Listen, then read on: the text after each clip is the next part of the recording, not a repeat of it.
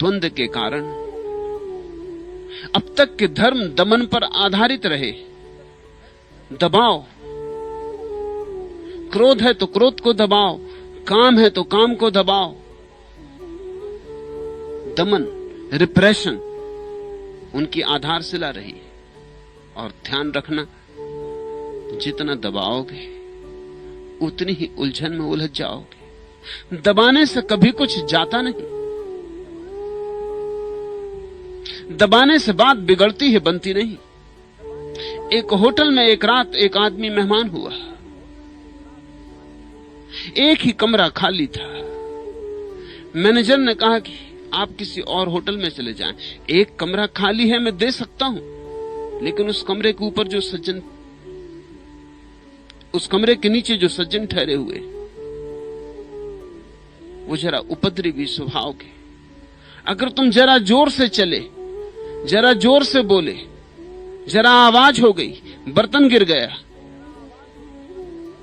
तो झगड़ा झांसा खड़ा हो जाएगा। इसलिए उस कमरे को हमने खाली ही छोड़ रखा कि जब तक वो सज्जन न चले जाएं उसे खाली ही रहने दें। उस यात्री ने कहा कि मैं दिन भर तो काम में रहूंगा, रात 12 बजे लौटूंगा, 4 घंटे मुझे सोना है, सुबह 5 बजे की गाड़ी पकड़ लेनी, बहुत कम संभावना है कि मेरी उनसे कोई झंझट हो। कमरा दे दिया गया। रात वो आदमी 12 बजे थका मांदा लौटा।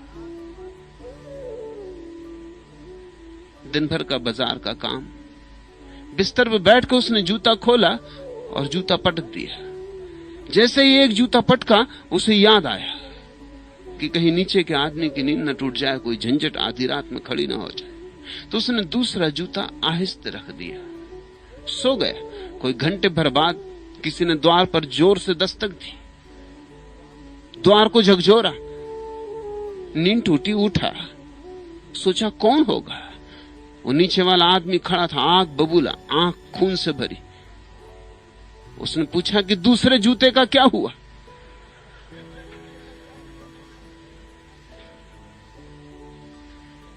पहला गिरा, मैंने कहा कि महानुभाव आ गए।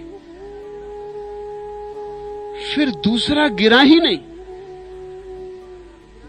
मैंने बहुत हटाने की कोशिश की, बहुत हटाने की कोशिश की कि मुझे क्या लेना देना, किसी का जूता, अगर कोई एक जूता पहन के सोए भी तो सो सकता है।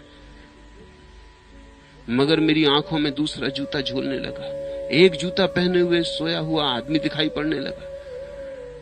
मैंने सब तरफ करबटें बदली, सोने की कोशिश की, राम राम जपा, मंत्र याद किए, कुछ काम ना आया। जूता झूलता ही रहा। इसलिए मैं आया हूं, कृपा करके इतना बता दें कि दूसरे जूते का क्या हुआ, ताकि मैं सो सकूं। दबाओगे कुछ, ऐसा ही झूलने लगेगा।